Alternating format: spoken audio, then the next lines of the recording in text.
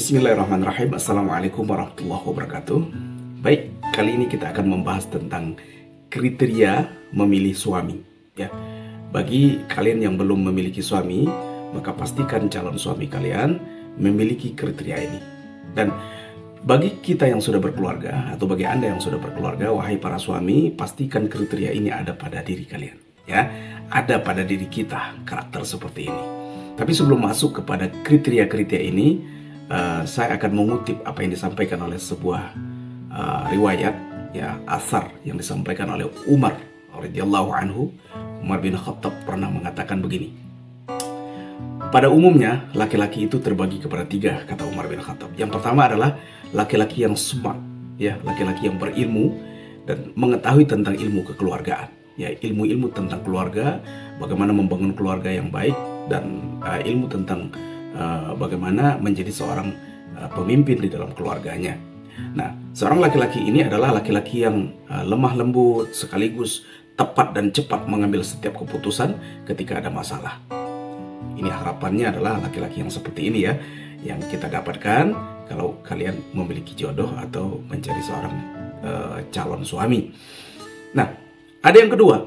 Yang kedua adalah tipe laki-laki yang ketika mendapatkan sebuah masalah, dia akan pergi kepada orang lain atau kepada orang yang bijak, ya, mungkin gurunya atau sahabat yang dia anggap bisa memberikan solusi dari setiap persoalan-persoalan dia di dalam rumah tangganya. Dia akan mencari solusi, dia akan bertanya dan meminta nasihat. Oke.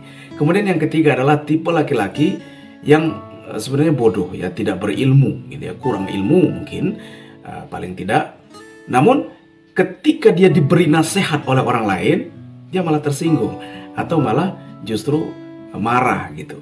Jangankan meminta nasihat, malah diberi nasihat saja dia akan marah atau tersinggung. Nah, jangan sampai kemudian kita tergolong kepada tipologi yang ketiga, ya, sebagai seorang laki-laki atau sebagai seorang suami masuk kategori ketiga ini. Nauzubillahi min dzalik. Ini adalah orang yang sulit diberikan nasihat dan pasti nanti akan banyak persoalan-persoalan di dalam rumah tangganya.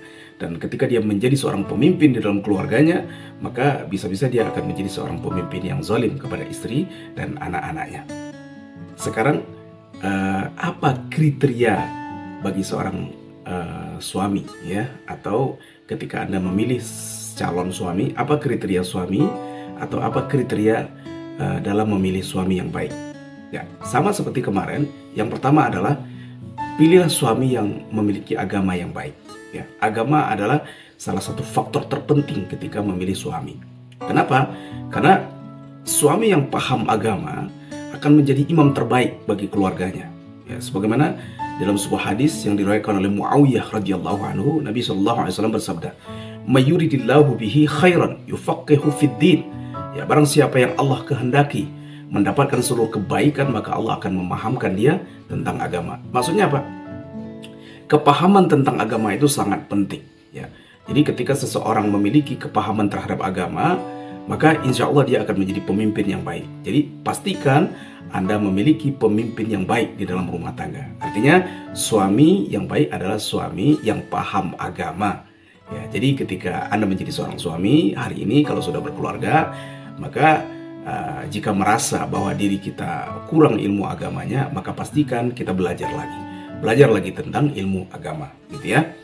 Nah, kemudian tidak saja sekedar pandai di dalam ilmu agama atau pintar dalam ilmu agama, tetapi seorang laki-laki yang baik adalah dia juga peduli kepada keluarganya, ya, peduli kepada agama istrinya, peduli kepada agama anak-anaknya, ya.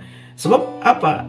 Karena dia paham betul bahwa tujuan dari berkeluarga itu adalah menuju akhirat, yaitu menuju surganya Allah Subhanahu wa taala. Artinya visi misi dari seorang suami berkeluarga adalah membawa keluarganya, anak dan istrinya masuk surga. Kan begitu? Inilah yang disampaikan oleh Allah di dalam Al-Qur'an, "Ya ayyuhallazina amanu qu anfusakum wa ahlikum nara." Hai orang-orang yang beriman, peliharalah dirimu dan keluargamu dari api neraka. Berikutnya adalah mampu memberikan nafkah. Jadi seorang laki-laki yang baik adalah laki-laki yang mampu memberikan nafkah. Ya, kalau tidak mampu memberikan nafkah, bagi kalian yang memilih jodoh, pertimbangkan terlebih dahulu ya. Ini berbahaya sebab nafkah ini adalah sesuatu hal yang wajib sifatnya di dalam rumah tangga.